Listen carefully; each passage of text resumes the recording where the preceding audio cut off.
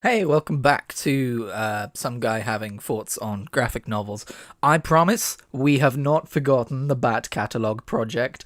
I didn't actually intend to be making this video because this is, unlike my other graphic novelties, not about any individual book. It's about a run of comics. So by a run of comics, for those of you not aware, I mean like usually they will have a creative team of like a writer and then typically an artist, although sometimes they will chop and change artists throughout the run.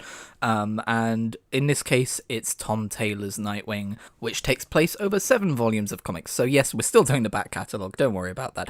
We might also do a graphic novelties on Far Sector, which is a Green Lantern story before, but after that, we're definitely getting to Batman Prey and then Batman, so on and so forth. So, Nightwing, yes. A bit of background about Nightwing and why I care about Nightwing.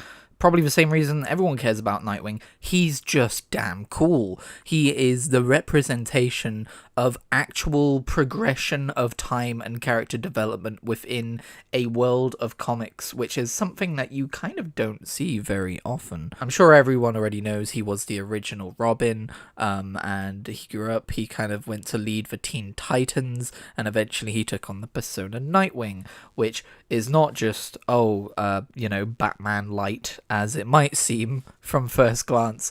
It's actually based on a Kryptonian myth. Superman helped name Nightwing. And I think that's such a good origin because you have on the one side Batman and everything he taught Dick Grayson, and everything that Dick Grayson's kind of emulating there. But on the other hand, you also have Superman as like this hero that Nightwing looks up to and is a lot more like in terms of I guess personality and tone.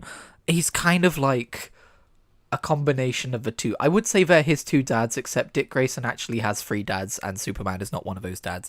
But they're Nightwing's 2 dads, maybe. This man has so many dads, and I love that for him. But yeah, I've not read every previous Nightwing comic before this or anything like that. I have read Nightwing Year One, and I was reading the Rebirth era of Nightwing. That's kind of where I wanted to start. And that stuff was fine. It was mostly Tim Seeley. It was fun. I liked it. But Tom Taylor's Nightwing was very hyped up. And as soon as I got to it, I could kind of see why. It feels like everything the character could have been was finally realized in this run. And I know there's probably some really well regarded stuff before all this, which I just have not read. Feel free to recommend it to me. I would love some more Nightwing, although I might give Nightwing a bit of a break. But the thing I love most about Tom Taylor's Nightwing is in previous Nightwing stories, you have very much this essence of a young man striking out for the first time by himself, trying to be as independent as possible. Sometimes that leads into some very edgy stories. Fuck Batman. But broadly speaking, a lot of the time, it lends itself to tropes that we see in superhero comics about them not wanting to accept help, doing everything on their own, taking the weight of the world upon their shoulders. And that's good stuff, I like superhero comics. I'm not opposed to that sort of thing. But this run of Nightwing very much feels like Dick Grayson and Barbara Gordon are almost in their like mid to late 20s. In fact, almost maybe early 30s, but I think that would be stretching the timeline and the ages of some of the older heroes in DC Comics a little too far. But they feel like people who are actually maturing and learning like emotional maturity and communication and actually asking for support when they need it.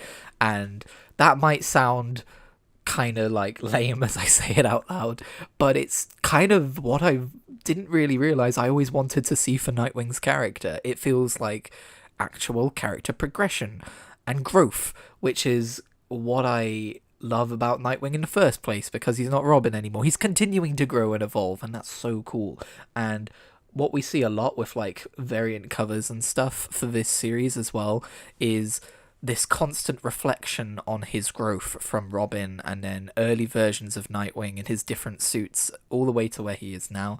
And it really feels like this is the ultimate version of Nightwing, who he was always meant to become. And let's talk about his supporting cast for this series as well, because I love that he is in a steady, healthy relationship with Barbara Gordon. They fit together so well, and I love that they have a dog. It's so wholesome and funny and charming, and it's just It just makes me happy. And honestly, I know this isn't the attitude I should have, but it kind of makes me want to never read a future Nightwing comic, because where they leave off after this series, I just want that to be, my vision of Nightwing forever from here on out. I will give future Nightwing stories a chance, but I am aware that future writers will have their own takes and their own directions on the character and things that they want to do with him. And, it's comics.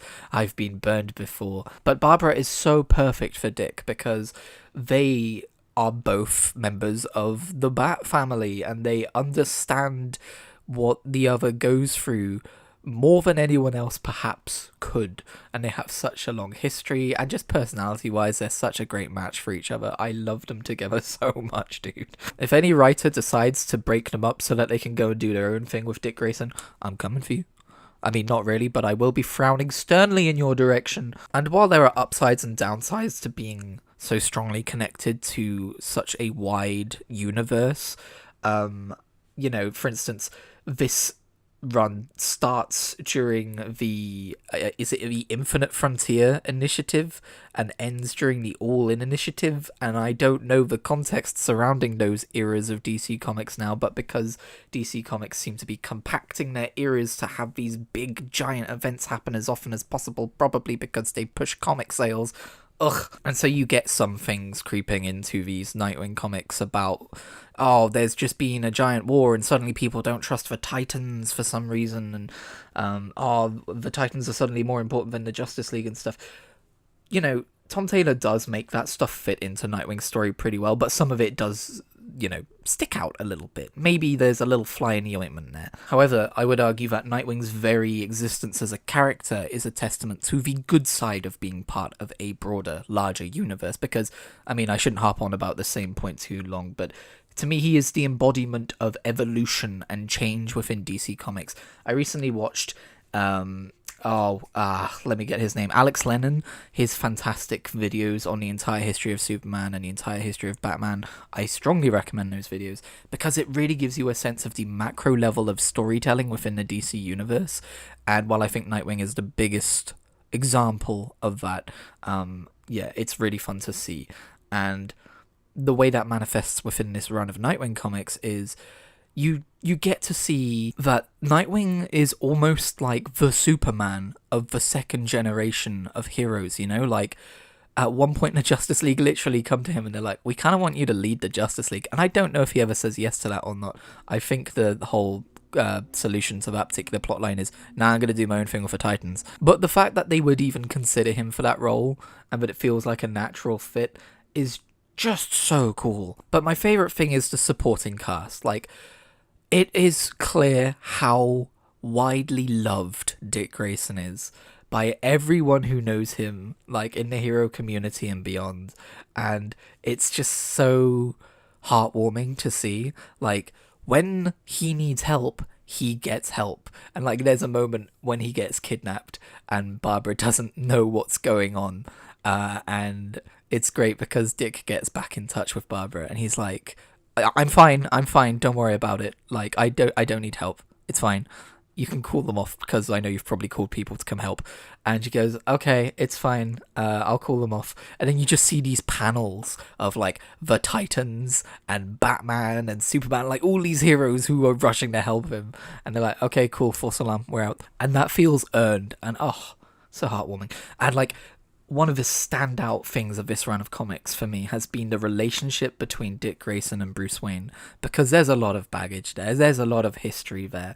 And again, when you're working within this wider world of comics and this larger universe, it feels like a lot of the time there are limits on how much you're allowed to develop events and characters in a permanent way. And I'm sure some groundwork had been laid for this already, but it really does feel like Tom Taylor here moves to make the relationship between Dick Grayson and Bruce Wayne more communicative and emotionally available in a way that it hasn't been before. Don't get me wrong, this is still Dick Grayson and Bruce Wayne. There's still some level of distance between them, but there are moments when, Dick Grayson calls Bruce dad and gives him a hug, and it's so funny to see Bruce not know what to do with a hug. And there's this lovely plot line as well where Batman and Nightwing are teaming up to help this child who's just seen his parent gunned down in front of him. And it turns, I mean, I'm talking full spoilers here, by the way, so just a warning.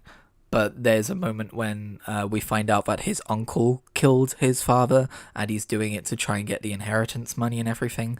And we see how that affects Dick Grayson, and Bruce is watching, like, concerned, but he knows that Dick Grayson is better than him in this way, and you just see him watching on with pride.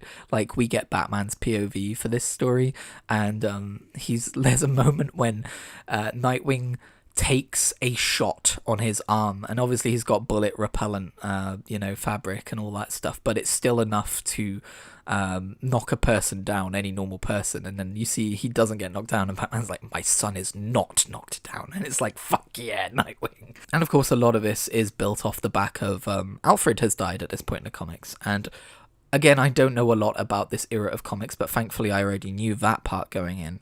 And apparently it's been like 6 years and they still haven't brought him back, which is really cool. And so we see, Dick Grayson kind of like mourning Alfred, coming to terms with that Alfred is one of his many dads. And we see how, Dick and Bruce kind of realize that they need to have better communication, because Alfred was kind of the glue that tied them together, but they can't lose that now that he's gone. A lot of this is kind of extraneous stuff.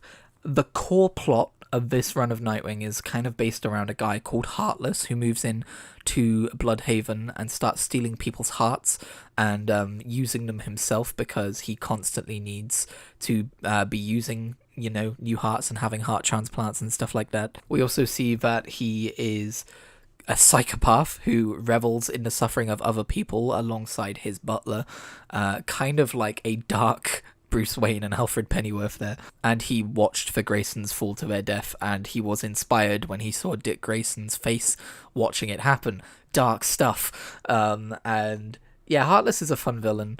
I don't think he's going to be my favorite. I still think Nightwing kind of lacks like seminal villains, but that's fine. Maybe he's a character who doesn't really need like arch villains like that. Bloodhaven isn't Gotham. You don't have costumed super villains around the place the entire time. I mean, I'm sure they pop up occasionally, but it's a lot more street level, it's a lot more grounded in reality, and I really like that. I think in many ways Nightwing is the DC analog of Daredevil. I always thought Daredevil was the Marvel analog of Batman, but the more I read Nightwing, the more I'm like, yeah, okay, it's not quite as gritty and grimdark as Daredevil is a lot of the time, but obviously they both use, is it eskrima, like those fighting sticks, and they're both very acrobatic.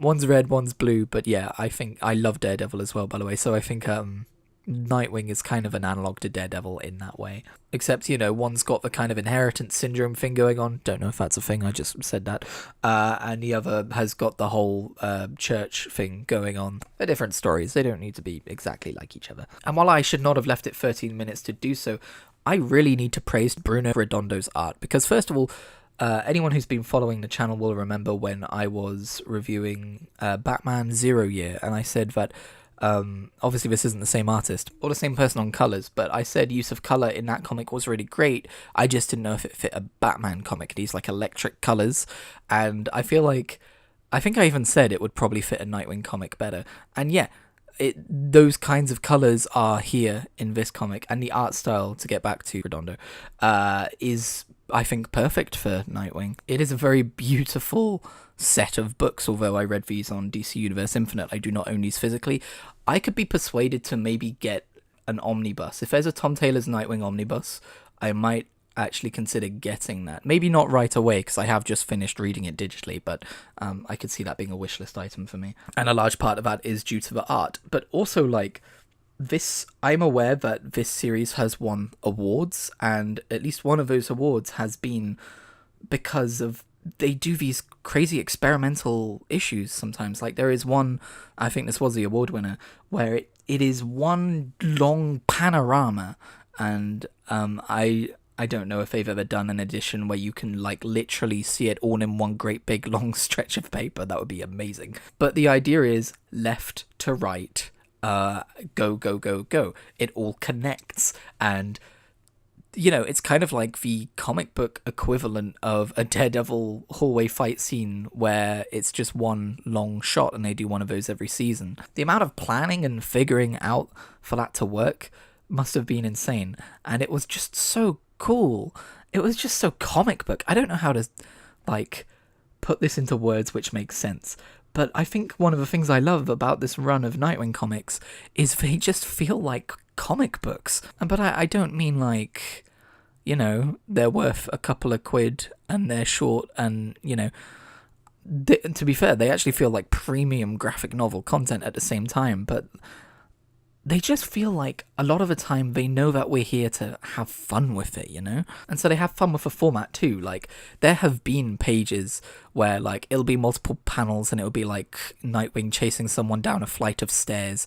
But this is that enlarged into the format of an entire issue. And they also did an issue taking place from Nightwing's POV, so it's first person, and that is such an important issue, I think, because you really get a sense for just how terrifying it is running around these rooftops, jumping over these death-defying leaps and like jumping onto trains and stuff, and like just how skilled people like Dick Grayson and Barbara Gordon must be performing these feats without any superhuman powers of their own. And I think, again, we're talking spoilers here, I think it's another thing that's really important to establish to the reader, just like how dizzying some of these experiences can be from their perspective, because shortly after that we have a plot line where Dick Grayson develops a fear of heights, for reasons which I won't divulge. I know I said we're talking full spoilers, but you know. And so it's really nice that just subtly, just a little bit before that, they have a reader go, oh yeah, I can see why. Anyway, I'm not going to ramble on too much longer about this run of comics, but it is critically acclaimed, it is beloved by people, and I can see why. It's absolutely fantastic.